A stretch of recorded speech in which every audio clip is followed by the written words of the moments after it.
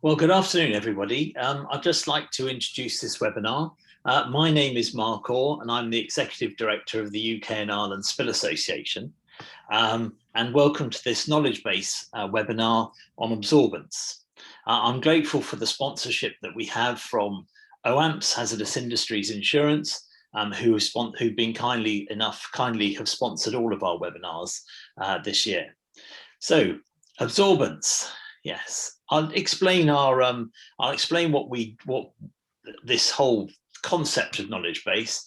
We were intending to hold a face-to-face meeting in a marine spill event in June, and wisely our members decided that it would be too much of a risk to do that. But what they did say is it would be great if we would have the opportunity to share our knowledge that the members have in dealing with spills and all the rest of it. So they made the suggestion that we hold a series of knowledge-based webinars, which would then enable our members to share to anybody who wished to attend, share our knowledge across the world. And so we started these webinars. This is the fourth in the series, and I think they seem to be proving quite popular.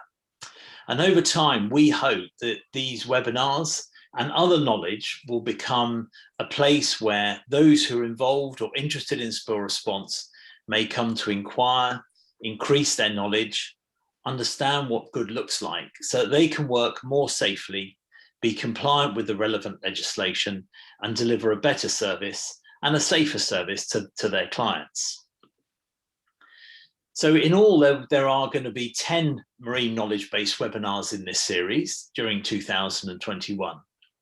Some of these webinars will be condensed into case studies, which will appear in our quarterly magazine Spill Alert, which is free to access and is available through our website. We will, particularly in our new website, which is going to the board tomorrow at our quarterly board meeting for their approval before it goes live. On our new website, there'll be a section called Knowledge Base. And the idea is that anybody who wishes can just access that, use perhaps parts of the webinar as a toolbox talk, or just for general training. People can use the knowledge in there to improve standards. And you'll also see lots of information which is flowing through our quite active LinkedIn feed. And if you wish to follow what we do join us on LinkedIn, become a follower, and you'll get a notification of everything that we do. So that's a little bit about knowledge base. Now, the knowledge-based ones which are coming up, the next one will be in April, which is dispersants. And you'll see we've got some in May, some in June, some in July. And I believe that there's also a request to do further ones in August. So there will be a lot of knowledge being sent out or being presented through these webinars through UK and Ireland Spill Association. Other things that we have been doing, which will be of interest, we've been doing a whole series of webinars and case studies on the Wakashu incident. The last was in partnership with PolyEco, which was talking about the initial spill response and how they took over. And the second part of that series, which will include the removal of the stern section, which is undergoing in Mauritius at the moment, is going to be the remediation and some final thoughts on the incident itself. And Wakashu so that should be in late March, early April, and in late April there will be another webinar which perhaps will start bringing some of the learnings together from that particular incident. Marine plastic pollution is something that we were just talking about a little bit earlier on before we started the webinar. We're going to be doing some sessions on that because that seems to be an increasing problem. And also, we'll also be starting some inland webinars, which will take place with our inland spill day on the 22nd of May, so 22nd of April. So this one is all about absorbents, and I just want to, that's a picture of the Wakashu. Initially, this is taken, in fact, by air helicopter on the 6th of August, the day that she started to leak oil. And in all, around 800 tons of oil, 800, maybe a little bit more than that, of bunker oil, low sulfur fuel oil as it happened, started to leak out of her and was being captured by some booms. And this, in all, the 800 tons of loss, some of it was collected before it got to the shore. And interestingly, there were 3.5 kilometers of conventional booms deployed. And in all, 56.6 kilometers of bagasse booms. Now, these were made by local people using sugarcane leaves and any other vegetable substances which they could put inside, so that it would collect fuel, which was spilt from the Wakashio. Now, the benefit of all those booms is it contained oil at sea where it was more easily recovered than when it got to shore. The means of recovery was by skimmers, but of course by absorbents. And in all, there were around 12 skimmers who were doing most of the work. To date, the volume of absorbents used is reflected in the amount of absorbents which are being processed currently and ending up being shipped to Greece to be disposed of at Polyeco's headquarters. And so far, there are 241 IBCs full of absorbents and 5,108 205-litre metal sealed drums full of absorbents. So the point is, you can have as many booms as you want, but without skimmers and without absorbents, you're not going to get it. You are not going to recover it from the sea. So absorbents are really key. So this one is going. This webinar is being presented by Danny Matthews from Darcy, and who's going to talk from Darcy's perspective as a well-known manufacturer, designer, and innovator within the field of absorbents. And from a responder perspective, another experienced responder, Hugh Netherway from RSK Response.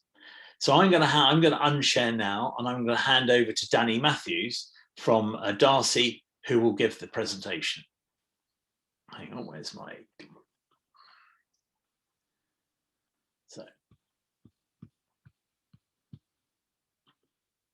So Danny, over to you. Can you see that, Mark? Yeah, I can see that loud and clear. That's great. Thank you. Excellent. Good afternoon, everybody. Welcome to this knowledge-based webinar on absorbents. I'm Danny Matthews, Business Development Manager at Darcy Group. I've been with the company for 25 years, and previous to that, I worked as a commercial diver in the offshore oil industry. During that time, I've gained an extensive insight into the impact that mankind and industry has on both the marine and land environment, and how absorbents can help in cleaning up these areas to safeguard their integrity for future generations. Darcy has been in business since 1935 and is a British manufacturer of pollution prevention and cleanup products. Being a British manufacturer enables us to ensure security of supply due to our large stock holding based in our factory in the northwest of England. Also, we can offer a bespoke product range to suit the needs of 21st century industry. Some of the topics that we're going to be discussing in this segment before we move into Hugh at RSK is definitions, traditional solvents, modern, applicability, types and formats, ranges of solvents, environmental footprint, safety and PPE, marine and offshore, and some ideas of where the pathway is going to lead in the future. Now, definitions. In the past and present, many people in the industry and the general public have always referred to absorbents, whereas they should be referred to as sorbents. When an adsorbent is used, the spilt liquid coats the surface of the product, including its pores and capillaries, whereas an absorbent is a material that picks up and retains the liquid throughout its molecular structure. Bearing this in mind, I'm confident most people will still refer to them as absorbents regardless of the difference Even I've been guilty of this in the past, and I'm sure you'll be able to catch me out during this presentation.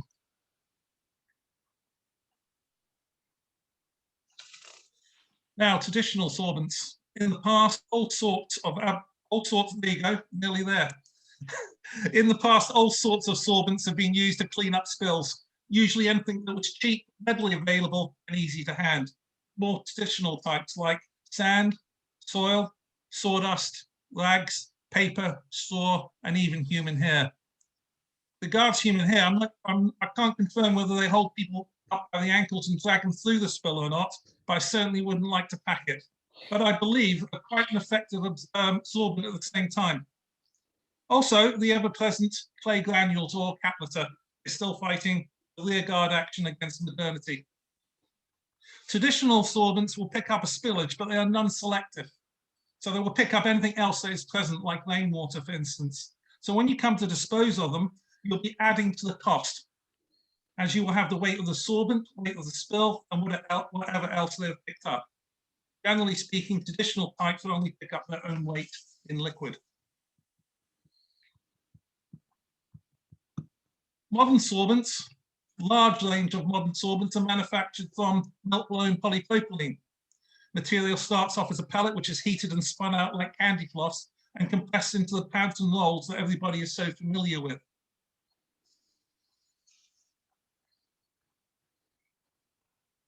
Applicability. When using sorbents on land, always try to keep spillage on a hard surface. This will ensure you don't contaminate soils and potentially groundwater, which could lead to other water courses.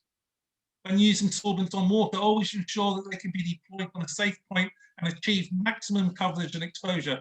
Also vital to factor in a safe and effective retrieval plan and correct disposal policy.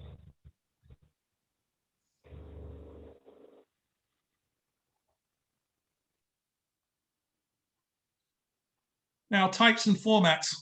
The principal types, which have evolved after many years of successful use, include loose fiber, granules, and powder, which have good coverage and accessibility to awkward spills.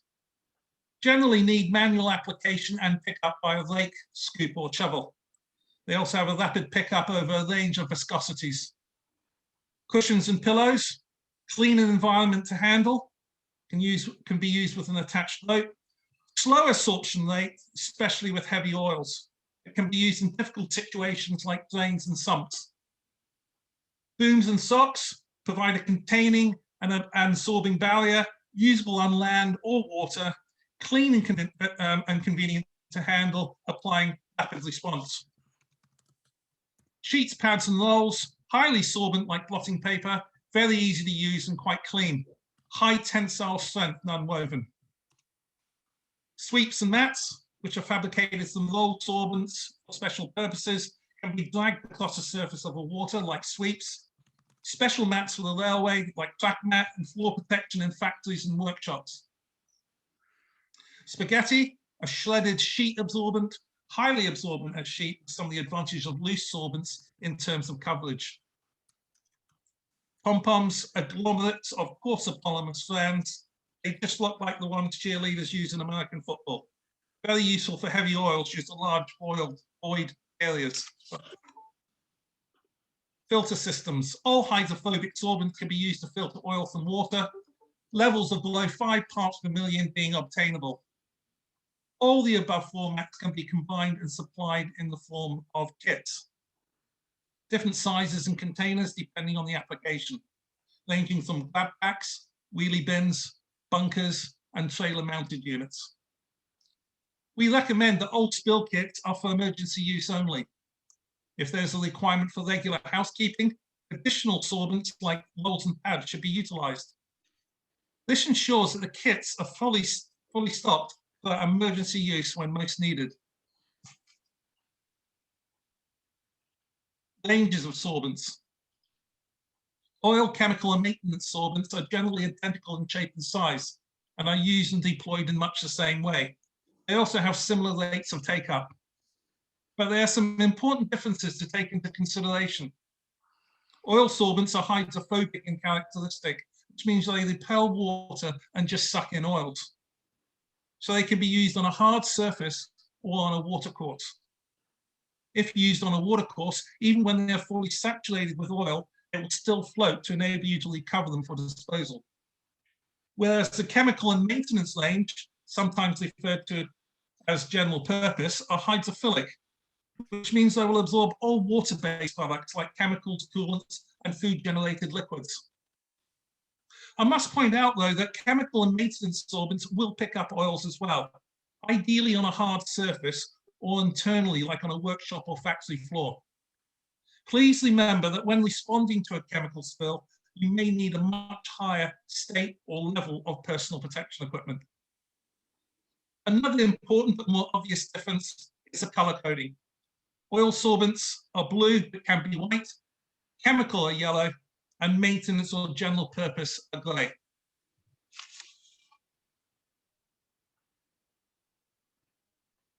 Environmental footprint. It is important to take into consideration the potential impact your actions could have on the general environment, both land and water. All used sorbents will have to be disposed of eventually, and therefore will have an impact. We can offset that impact by using the most efficient and, of course, most cost-effective product for the application. Also, by utilizing recycled materials where possible. For instance, Darcy used a recycled material in all their boom socks and cushions. This is sourced from hundreds of tons of offcuts from the manufacture of sanitary products and babies' nappies, which used to be landfilled. We now divert that scrap material from the landfill, process it, and then use it as the filling. Also, a mainstay loose sorbent we supply called Wood Loose is made from recycled cardboard. So the material has a second life, helping to minimize that impact on the environment before their final disposal. And as I was told when I first started by a guy called Pat Horsham, our sales director at the time, you have to pay the piper at some point, but let's not pay him too much. Safety and PPE. Always, when responding to a spill, take into consideration your own personal safety and that of others. In other words, carrying out of a risk assessment. In other words, identify the nature of the spill. This can be done in many ways, chief amongst them using MSDSs, material safety data sheets. This will enable you to don the appropriate PPE for that type of spill. Identify the source of the spill. This enables you to isolate the source. Protect any discharge points off site, which could threaten soft ground or water courses. Contain the spill using spill kit or available material, usually sorbent bins. Clean up, again, utilizing the spill kit or available material, usually pads and rolls. Then you have the correct disposal, the replenishment of the spill kits, and then a debriefing and to discuss what can be done better next time or what can be done to prevent the spill in the first place.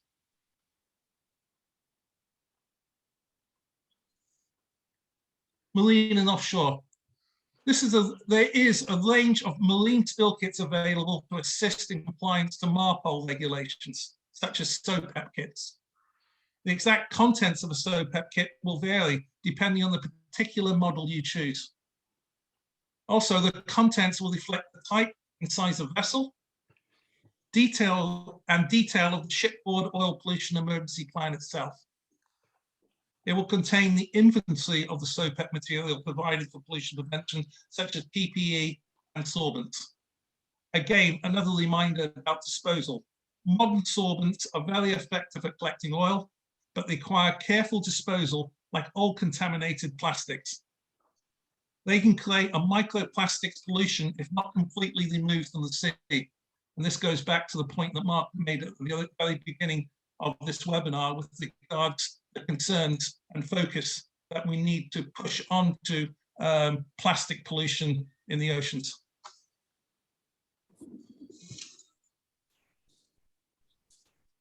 Now, developing for the future.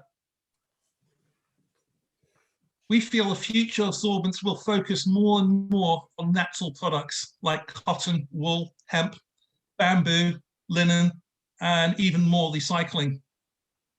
A potential new type of sorbent is graphene. Graphene is the most conductive and strongest material ever made.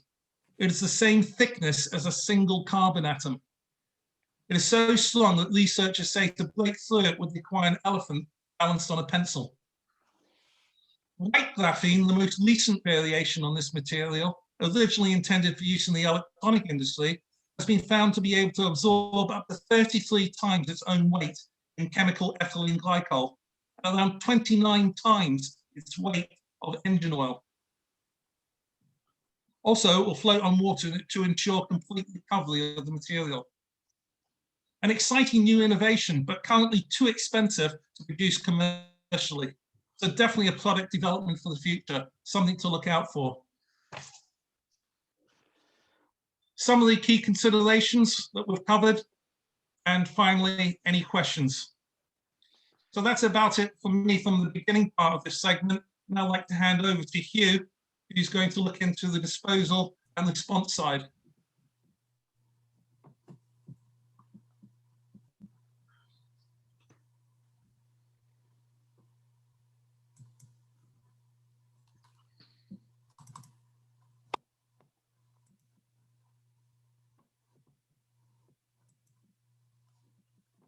Good afternoon, everybody. Hope you can see my presentation.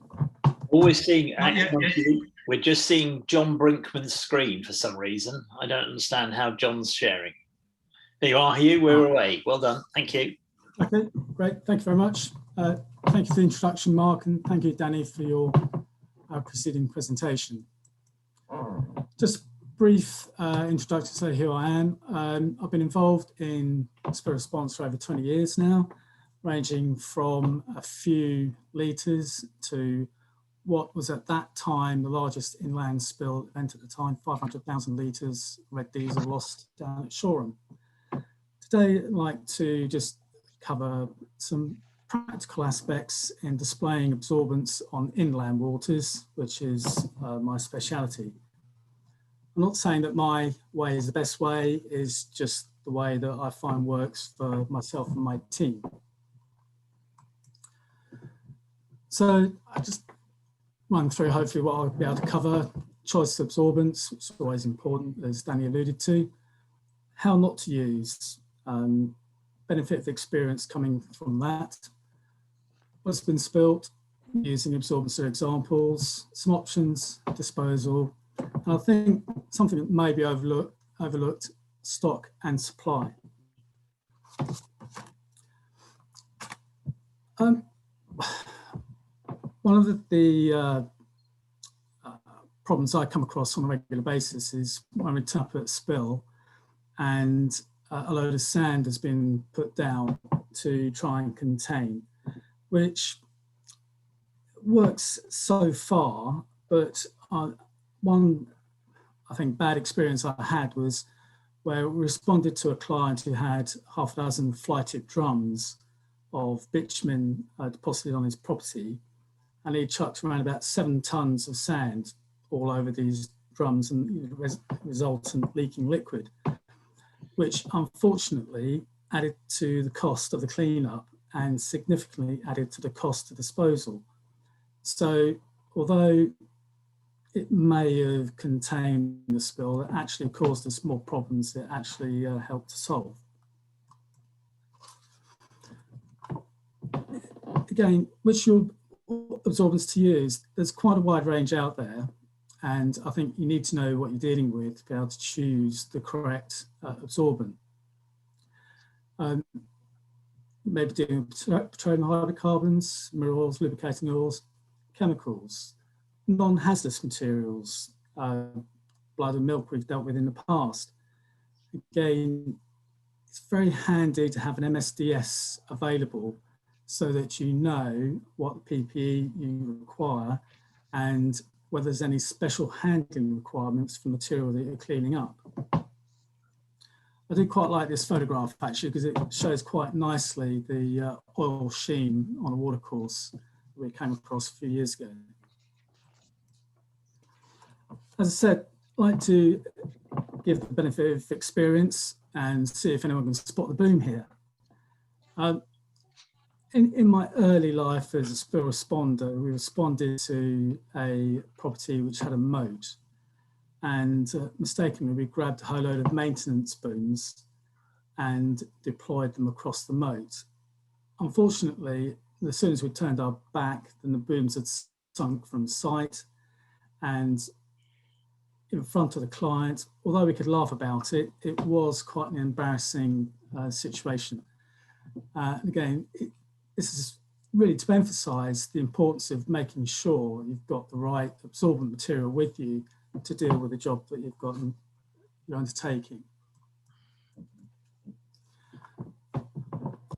What to do? Now, I'd have to disagree with Danny here. I always contain the spill first, which may mean blocking drains off, stopping the spread of the spill. Then I'll look at finding and stopping the source. It may be that the source isn't obvious. So any time lost trying to find it could increase the spread of the material across the polluted area. Once you've done that, then you can start cleaning up. And I think it's very important not to forget health and safety, making sure you cover yourself risk assessments, method statements, and again, have the correct PPE available to your team that are doing the work. I'd just like to have talk about a couple of photographs the next few slides. This is taken from an internal building where some equipment's been leaking oil over a period of time. So in this occasion, we deployed a series of pads which were better than, I think you can see on the left-hand side, you've got some remains of some granules. Trouble is with them, they can be walked around. This is a working environment for our client, so it's important to try and make it a bit more user-friendly, hence the use of pads, which should stay put and also absorb any oil that's leaking from the equipment. And you're not going to get them walking around the site. With the range absorbents, again, it's knowing what to do with them. And here I've got some examples where we've deployed some booms together with pads and wood loose to contain a spill. In the top slide, we're able to contain a spill and by using a vacuum tanker to remove the collected contained oil off the water. It may not always be possible to do that, hence the bottom picture where we've got the massive pads, wood loose, in front of some booms to collect the oil. These two pictures, the first one on the left shows you how effective using pads and the boom can be. You can see that those pads are well saturated, doing their job really well. On the right hand side there, some freshly deployed booms and pads at the exit of a culvert.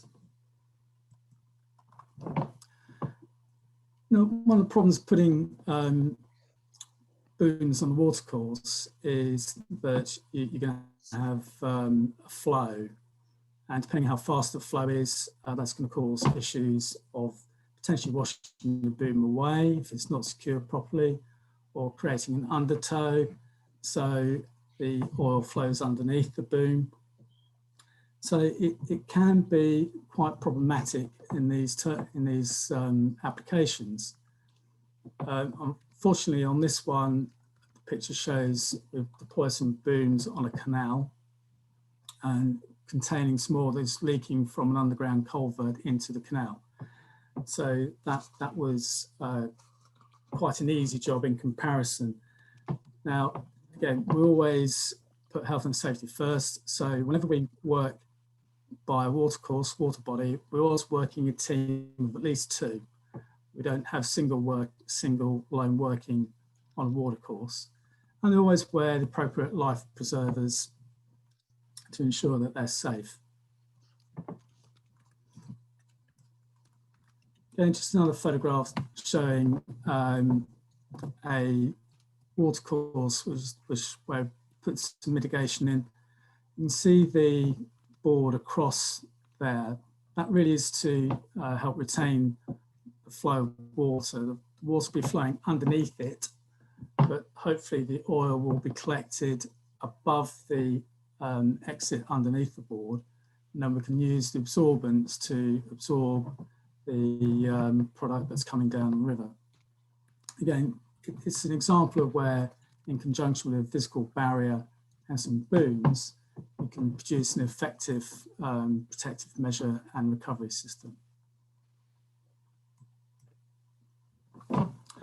Again, part of the problems of living booms and having them in watercourses is that you do get a lot of rubbish flowing down as well, especially in periods of high flow. As you can see on the first picture, that there's what seems to be remnants of a motorbike, which would probably trash any boom system you put across watercourse. Again, on the right-hand side, you can see evidence of a boom which has been left in situ for a significant period of time, and they can deteriorate. And the issue there is that they can deteriorate, they'll get heavy, they can split and tear,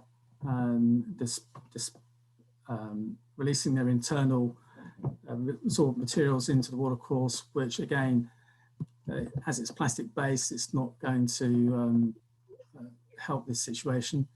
And in fact, several times we've come across booms that have been left for a significant period of time where vegetation started growing through them, which does make it more difficult to recover. So one of the things that we do need to do is return to site on a regular basis to change booms, reposition booms, and to make sure that for what they're there to do, which is to absorb any product, they're being effective at it. For example, we've got here a piece of transformer where it'll drip there on the left-hand side. You can see it's appeared over a period of time. This is quite simple, where we just deploy some cushions underneath. Now, we'd have to return on a regular basis to replace those cushions and to make sure that the oil isn't spreading any further. I think you can see there where historically there's some of the oil washing off, and this is to make sure that doesn't spread, enabling the engineers to be able to replace the equipment and then allowing us time to remove the contaminated material.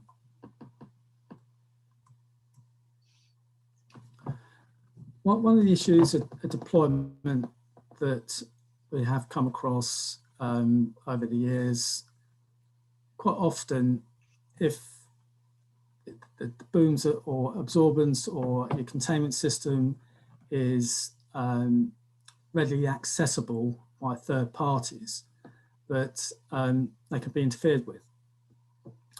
And again, this example here is from a canal tunnel, and I must confess this wasn't installed by myself or my team, but another contractor. This system with the plastic sheeting across the roof of the tunnel, and you can see here a line of absorbent booms. There's some contaminated oily water percolating through and dripping into the canal. So the thinking is that water would flow down the sides and any oil be absorbed into the booms along the side there. And you can just see some booms along the side of the towpath there. It's a good idea, but unfortunately what tended to happen, that this sheet of plastic would collect water and it will bulge down.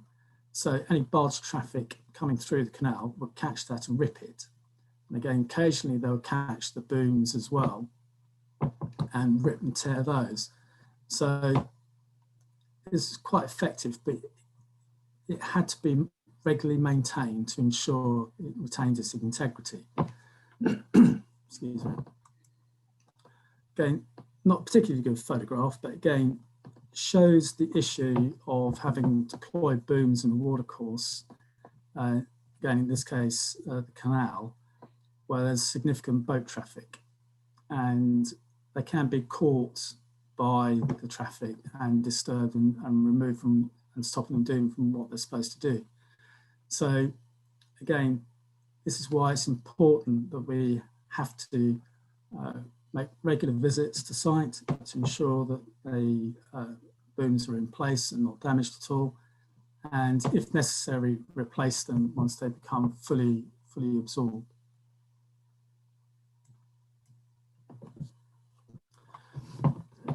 When we're deploying booms or managing a site, weather is an issue.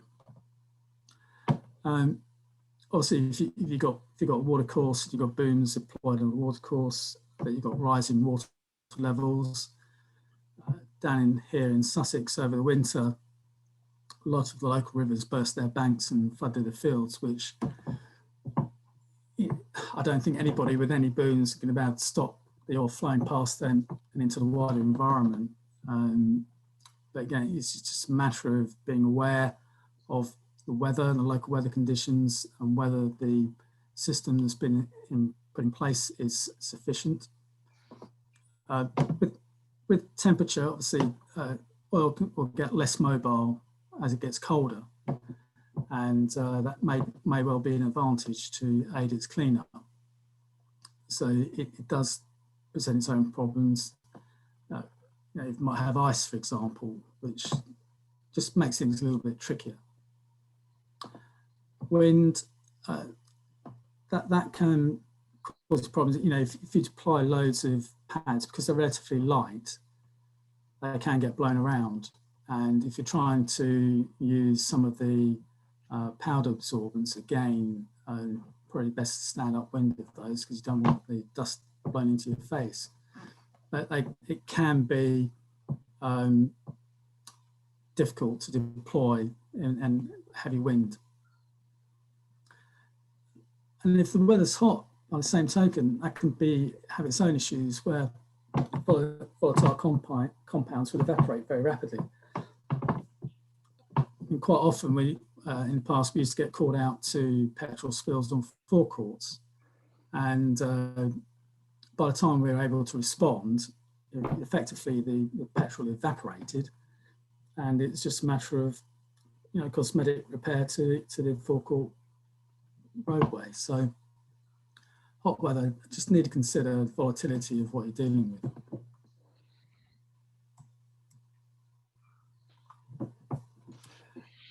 Danny mentioned powder absorbents. That they can be really good and they are quite versatile. Yes, there are issues surrounding handling. How do you deploy them effectively and efficiently? As they can be dusty, and in an ideal world, it's keeping to used internally. And we've used them very successfully on materials like paint, for example, and general cleanups inside are really handy.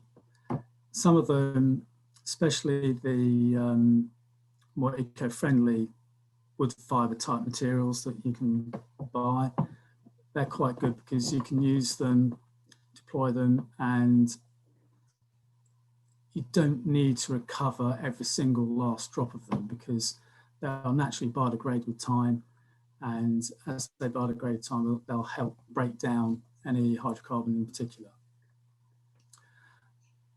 One thing, as with all absorbents really, if you're using an absorbent on some material like petrol, for example, a lot of them will retain the flammability risk. And so therefore you have to handle them very carefully. However, there are a number of products out there which you can use, which will absorb petrol and render it itself non-flammable. And there are materials out there in the market that will do that. Also, it's important, again, this goes back to a comment about MSDSs and knowing what you're dealing with, because some absorbents would not be compatible with a particular compound. For example, strong oxidizing agents would react unfavorably with an organic absorbent. And as we know, that there's a lot of absorbents made out of polypropylene and some of them made out of wood fibers. So you need to know what you're handling and is that compatible with your preferred absorbent material. Biodegradable products, again, I briefly mentioned those previously. They are really good.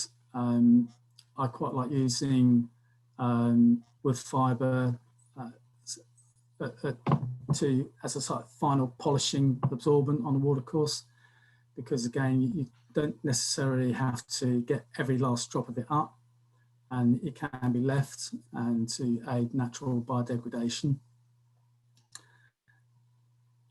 There are other manufacturers available. These are just two that we happen to use on a regular basis. And they are good at, I think we all really owe it to the planet that we try and be as eco-friendly as we can.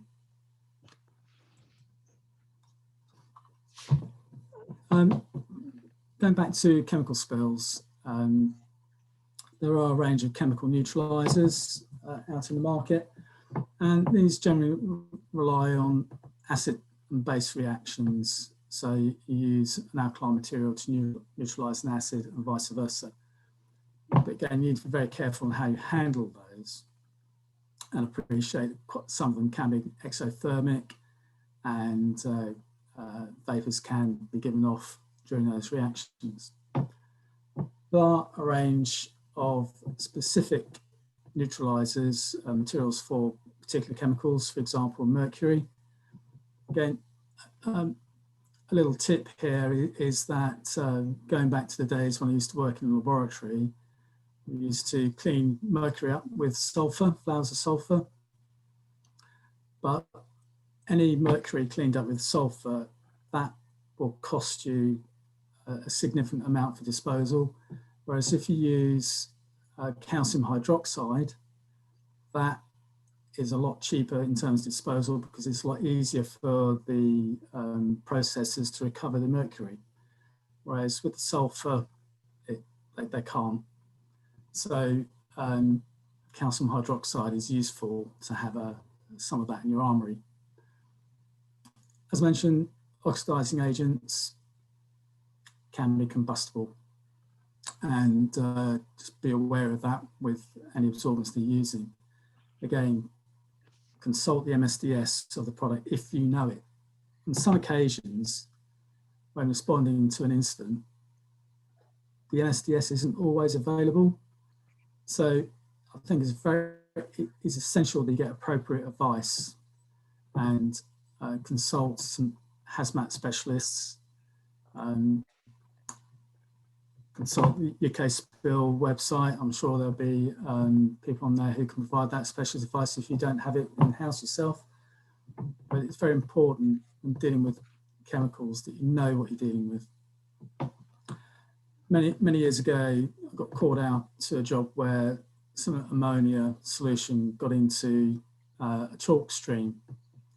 And to be honest, there's nothing you could do about it, because the ammonia had thoroughly dissolved in the stream and then flushed away with the flow. It's quite a fast flowing river. Not an awful lot I could do about that. Fortunately, there's no environmental damage. The spillage wasn't to any great extent, but that does provide other options if it's appropriate at the time.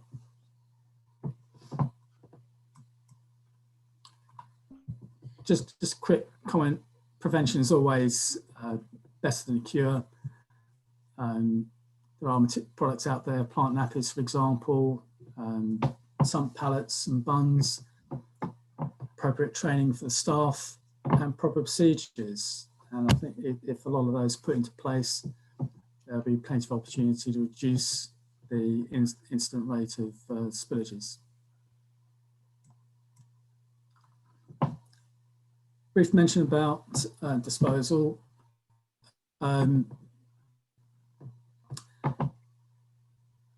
There's an EWC code for used absorbents, 150202. This is a mirror entry, which means it can be non-hazardous or hazardous. I would strongly recommend that you leave it as hazardous, because you would have to demonstrate that it isn't if you want to claim it as non-haz. The consignment note you'd have to use to go with it would have to list the hazardous material or the product that makes it hazardous and the approximate concentration. And it would be best to containerize it properly and label it appropriately. So you've got an example of a drum with a label saying what it is and secured on top. Bear in mind, drums can be heavy. If you use a 205 litre drum, for example, they could be over 250 kilos. And so it could be heavy, and you have to make appropriate manual handling arrangements to move those. I'll also suggest if you have a favoured disposal route, obviously talk to them if you've got any unusual products that are contaminated, the hazardous waste, so that you're sure of the disposal route. The last thing you want to do is get to the disposal site and they turn around and say, no, can't take it.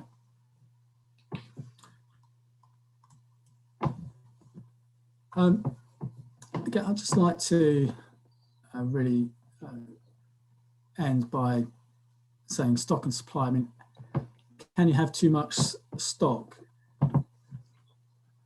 I think experience would say that. I mean, we in the past, I have a regular joke with Danny about a damn it mountain that we used to have in London. We, working for a company previously, we had some contracts for highway maintenance in London, and we had probably the largest stock of damn it mats, certainly in Europe, I think. But the thing is, we never used them. So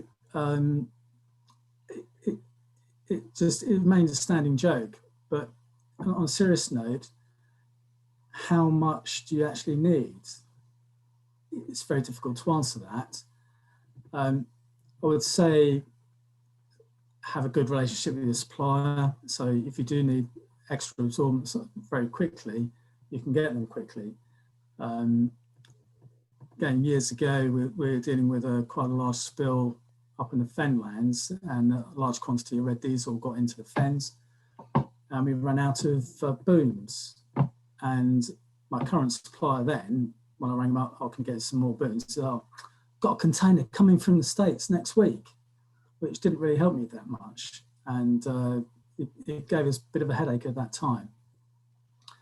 So, as I say, be sure of your supply chain. Can you get supplied really, really quickly? UK manufacturer, obviously the best. And if it is an overseas supplier, make sure you can get relatively good continuity of supply and help if you need it in a hurry up.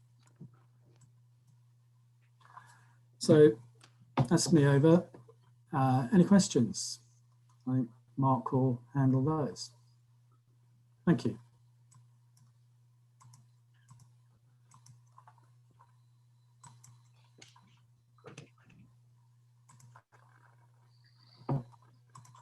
Right, I'll just share my screen and then we're back.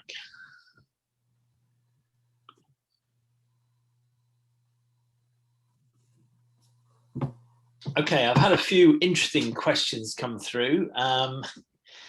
Right, okay, this is one for you, Hugh, and I'm not sure whether it's a trick or not, but if you had an inch of LNAPL and it got really, really cold, would the water freeze? And if it did, would the oil sit on? Would the LNAPL sit on top of the ice? Good question. I don't know the answer. So, and I don't think it's a trick question. I think it's generally meant. I must admit, I don't know.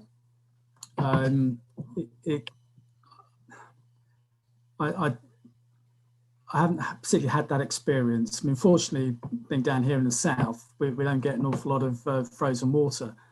But I think it's something to consider. I think depending whether you've got any other sort of rubbish vegetation present as well, I think that together with the ice would just make it really difficult to recover. But I must admit, I haven't really dealt with it. Well, Jack, you asked the question. I hope you can see that we've generally tried to answer it. A couple of points I would make generally about booms and absorbents. And the things I would stress would be watch the weather conditions. If it's too windy, you don't want your beautiful pads, which are now partly full of contaminated soil, blowing away. Watch the weather. Heavy rainfall can mean that if you're dealing with on a water course, a river, or watch the tides, because what you don't want to do is to set your booms out beautifully for the weather to change or the tide to come in and make them redundant, or the flow on them to increase significantly, and for them to be pulled out of the mounts that you've used for holding them in place. So do watch the weather. The other thing I would also make is whenever dealing with water, either on water or entering water, you really do need to make a good risk assessment to ensure that it is safe to do so.